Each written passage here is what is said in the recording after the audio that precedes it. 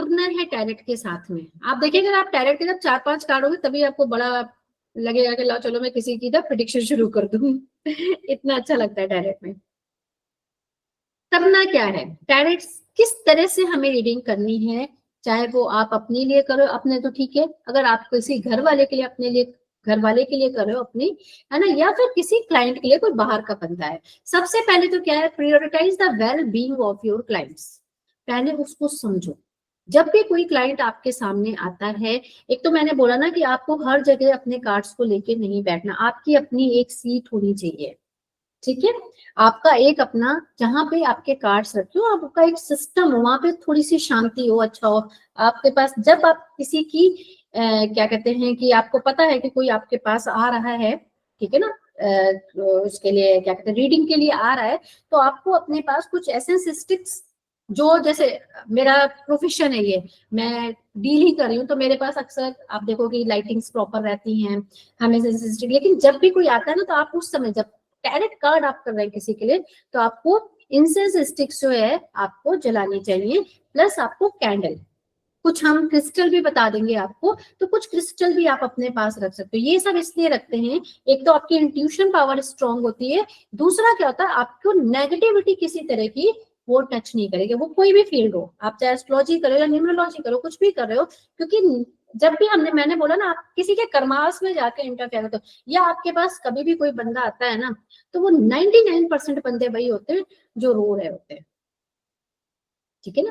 तो इसके लिए हमें क्या करना, आप अपने जिस जगह पे बैठते हो, जहां पे अपना ऑफिस बनाया, वहां पे कुछ कपूर आपने हमेशा जला लो, जब कोई आने वाला थोड़ी देर लगा के रख दिया, जो आप आते हैं आपके पास, क्या एयर प्योरीफायर हो या फिर आपके जो होते हैं सिस्टम होते हैं इसके, वो आप कुछ भी कर सकते हो अच्छे से। एंड आप इंसेंस स्टिक्स कर सकते हो, आप कैंडल जला सकते हो, इस तरह का आप कुछ भी कर सकते हो। यस प्रियंका। दीदी मेरा क्वेश्चन ये है कि जैसे एस्ट्रोलॉजी न्यूमरोलॉजी में आप जितनी प्रैक्टिस करते हो उतने ज्यादा आप फाइन होते हो, ठीक है, तो क्या इसमें टैरो में भी ऐसा है कि या पहले दिन से आपकी इंट्यूशन इतनी तो स्ट्रांग नहीं होती होगी, इतनी एक्यूरेट नहीं होती होगी, एक्यूरेसी कितनी रहती है? देखो एक्यूरेसी, आप अकर साइंस का कुछ भी करो, कोई कुछ भी कहे कि मैं बड़ा 100% आपको रिजल्ट दूंगा, कुछ भी नहीं, 70 to 80% होता है हर फील्ड में।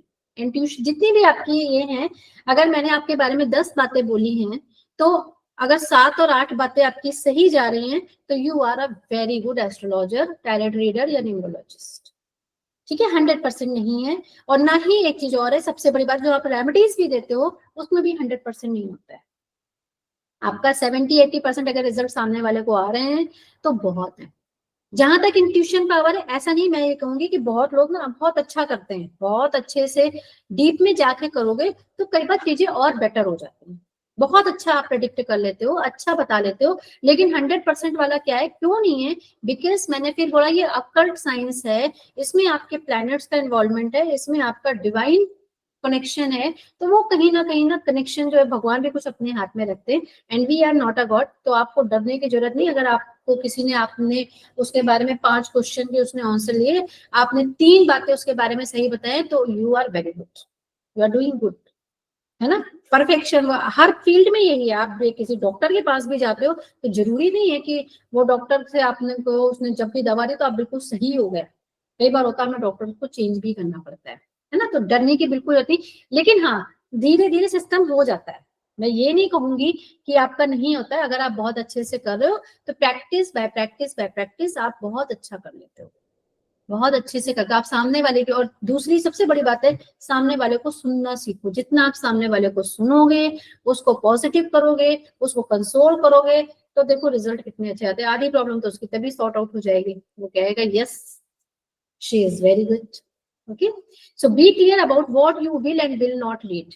देखो ये भी आपको क्लियर होना चाहिए, आपने क्या बताना है और क्या नहीं बताना है। हमेशा याद रखना कि stay with in your area of expertise.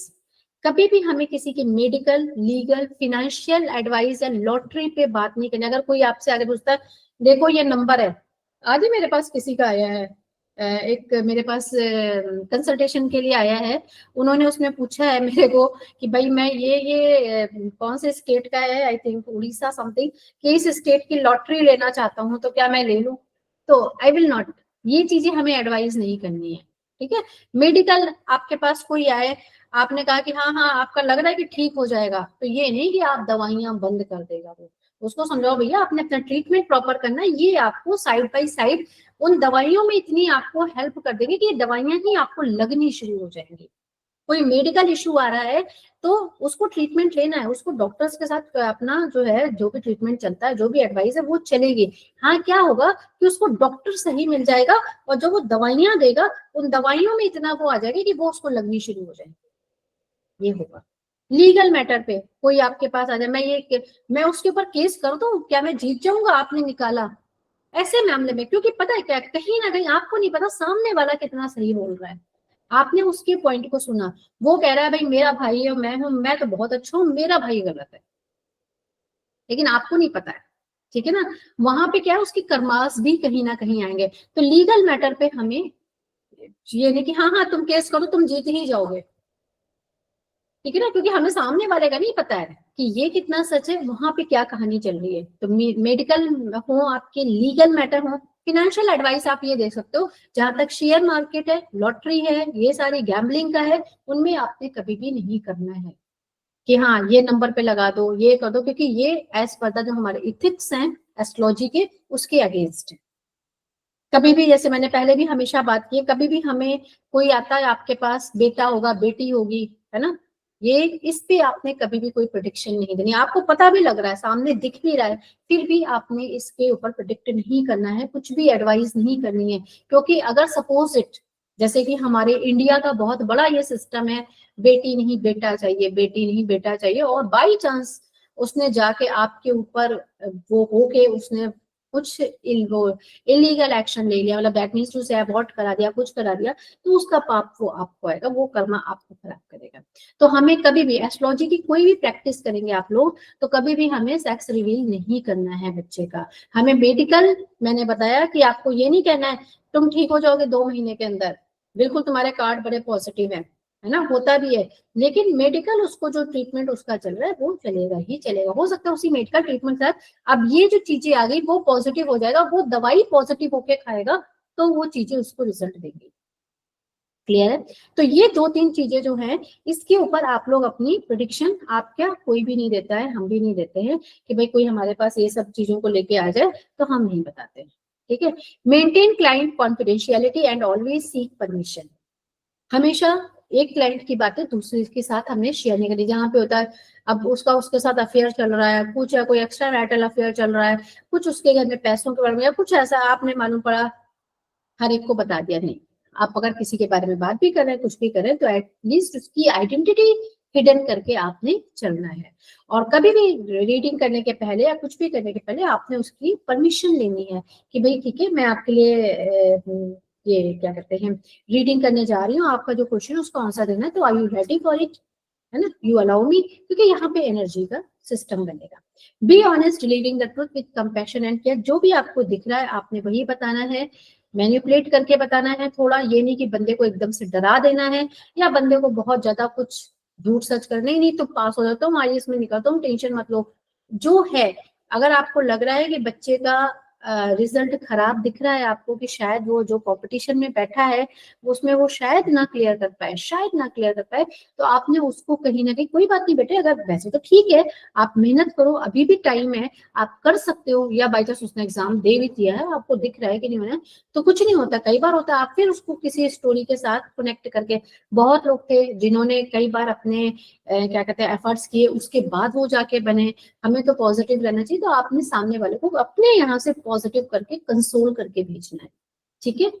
और बताना हमें सच ही है, लेकिन जहां पे हमें थोड़ा सा मैनिपुलेट करना हो वहां पे हम मैनिपुलेट करके चलेंगे, अपनी लैंग्वेज को डायरेक्ट। और जाओ तुम्हारा तो इस महीने एक्सीडेंट दिख रहा 10 से 15 के बीच में, जैसे आजकल बहुत कुछ चल रहा है सोशल मीडिया पे, नहीं ये साल ऐसा खराब आने वाला है, ये दिवाली ऐसे खराब हो रही है, होली ऐसे खराब हो रही है, 15 दिन खराब हो जाएंगे, ये प्लेन के वो दिख रहे हैं।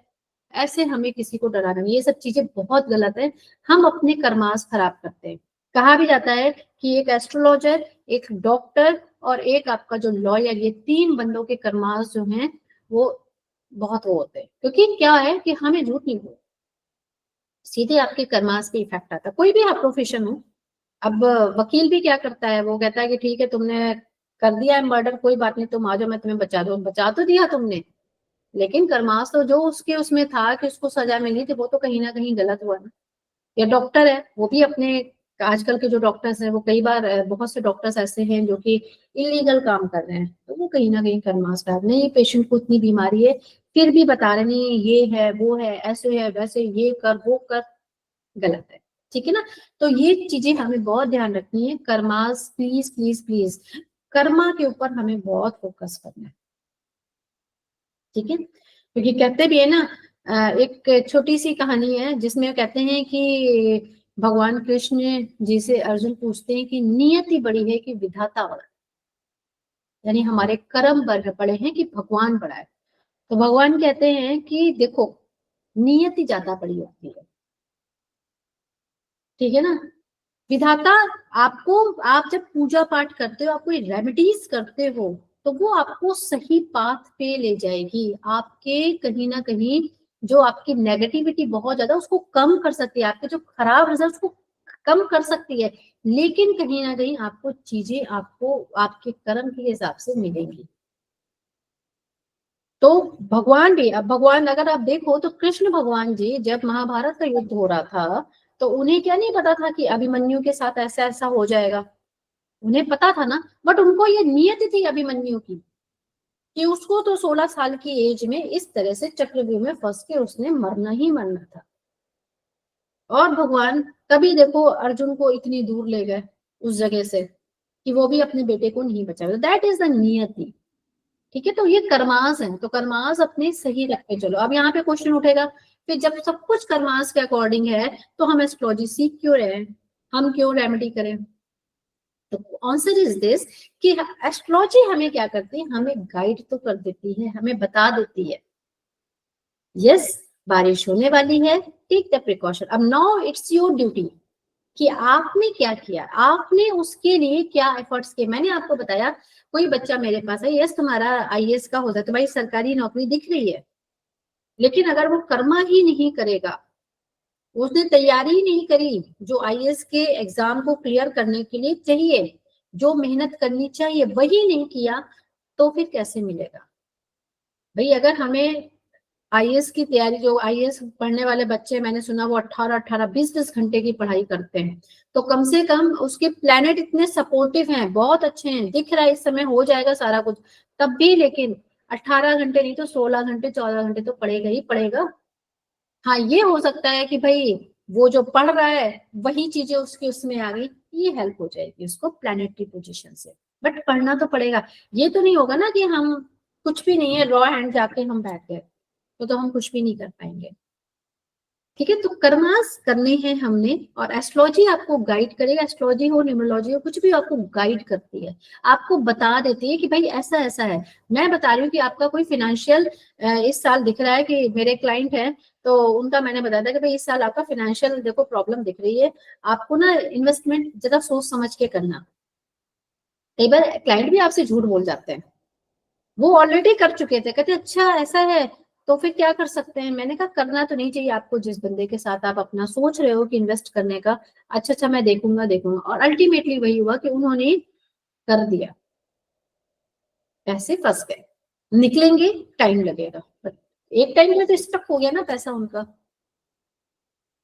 जबकि वो बहुत ज्यादा, अगर हम देखें तो दूसरों को फाइनेंशियल एडवाइस देते हैं। तो दीज आर द कर्मास, कि कई बार हम आपको गाइड भी कर रहे हैं, हम आपको बता रहे हैं, भगवान ने आगे आपको बताया कि भाई ऐसा हो सकता है, भगवान ने तो गाइड किया लेकिन फिर भी आपने नहीं माना, तो no it's your fault.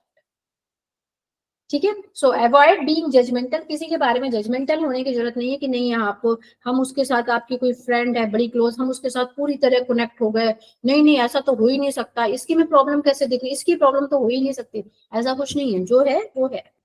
Refrain from using spells to clear negative energy और कर्सेस, जैसे मैंने बताया है कि आपको अपने आप को क्लियर करना है, कुछ मैं स्पेल्स आपको बताऊंगी, कुछ आपको चीजें बताऊंगी, तो आपको नेगेटिव एनर्जीज कोई भी किसी भी तरह की आपको हार्म ना करे। नेवर स्केयर और इंटिमिडेट योर क्लाइंट्स, कभी भी क्लाइंट्स को अपने डराना नहीं। जैसे मैं पहले हमेशा कहती हूँ कि ये सबसे गलत बात है। आप अपनी फीस अच्छी रखो, आपको जितना लेना है लो, सब कुछ करो। फालतू में रेमेडीज ऊंची लंबी लंबी बहुत बड़ी बड़ी लाखों की करा रहे हैं, हम ये करा रहे हैं, हम डरा रहे हैं, वो नहीं करना है। जहां पे जरूरी है वहां पे रेमेडीज कराओ, बिल्कुल कराओ। और मैं ये भी नहीं कहती हूँ कि आप फ्री में कराओ, आप अपनी फीस अच्छी लो, आपका जो भी कर रहे हो। अगर आप कोई भी चीज अपनी सेल भी करते हो, ठीक है, आप मेहनत कर रहे हो, आप लगा रहे हो, आपने अपना टाइम लिया, आप बिल्कुल एज ए प्रोफेशनल आप अपना काम कर सकते हो। लेकिन वो भी दाल में नमक हो, नमक में दाल नहीं करनी है हमें, ठीक है। Do not tell your clients what they should do, offer guidance not directives. अब हम उनको ये सारा बता रहे कि भाई ये प्रॉब्लम हो सकती है, इसका ये, बट हम ये नहीं, नहीं तुमने ऐसे करना है जाके, हमने प्रेशराइज नहीं करना, हमने बता दिया, कर दिया, हमारा काम खत्म, ठीक है। Do not read for third parties unless explicitly permitted. कई बार होता है ना, लोग आके कहते हैं अच्छा ये बताओ वो बंदा जो है वो क्या किसी से उसका अफेयर चल रहा है। इन क्वेश्चंस के हमने ऐसे रिप्लाई नहीं करनी। हाँ, वो अलग की बात है कि उस बंदे का उसके साथ है कि क्या वो बंदा मुझे लाइक करता है, तो अब दोनों का कनेक्शन है, वहां पे हम रीडिंग कर सकते हैं। बट ये क्या यार, वो मेरा तो पता नहीं, वो पता नहीं, वो उस लड़की के साथ तो उसका अफेयर नहीं चल रहा है, जरा वो देखना, तो वहां पे वो दोनों आपके कनेक्शन से बाहर, वो थर्ड पार्टी का सिस्टम बन गया। हाँ, लेकिन अगर कोई ऐसे पूछता है मेरे हस्बैंड का ऑफिस में क्या चल रहा है, बट ये सब चीजें थोड़ी सी बहुत हिसाब से आपने, आपको पता ही है कैसे डील करनी है, वो एक अलग की बात है। लेकिन ये नहीं कि भाई तब तो आप चलो अगले का हस्बैंड है, आप देख सकते हो, डराओ मत, जहां तक चीजों को बैलेंस कर सकते हो मैनिपुलेटिव लैंग्वेज में उसको हिंट देनी है हमें। Avoid reading for minus without proper consent. जो बच्चे होते हैं, जैसे हम भी कोशिश करते हैं 12 साल के नीचे, 12-13 बच्चे जो होते हैं उनके नीचे, आपको कोई बहुत ही इमरजेंसी ना हो अगर, तो आपने उनके लिए कोई रीडिंग ये सब नहीं करनी है, मना कर दिया करो। स्ट्रिक्ट हुए, क्योंकि 12 साल तक होते हैं बच्चों के जो प्लैनेट्स होते हैं वो एक नेचुरल प्रोसेस में आगे चलते हैं। बच्चों की जो ग्रोथ होती है वो नेचुरल होती है, और बच्चों के जो प्लैनेट भी होते हैं वो भी उनके लिए कहीं ना कहीं हेल्पफुल होते हैं। हाँ, कोई मेडिकल ऐसे आ गया, कोई पूछ रहा है कि भाई कुछ ऐसा बहुत इमरजेंसी वाली कोई चीजें, then you can do prediction. Stick to ethical boundaries and avoid providing medical और लीगल, जैसे मैंने पहले